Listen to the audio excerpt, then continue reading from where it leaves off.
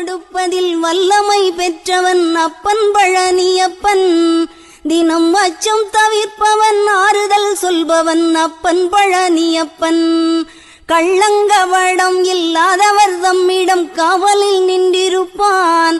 அங்கு கால்நடையாய் வரும் மானிட ஜாதியை கண்டு கழித்திருப்பான். துள்ளி வரும்படி வெளுக்கு மேலொரு ஜோதி பிளம்பும் உண்டோ, அந்த சுப்பையன் போல் ஒரு அற்புத தெய்வத்தை சொல்ல மொழியும் உண்டோ.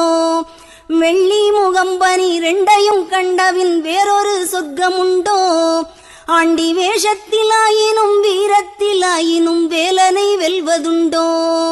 சித்தர் வணங்கிய சேவற்கொடியோனை சேர்ந்து பணிந்திடுவோம்.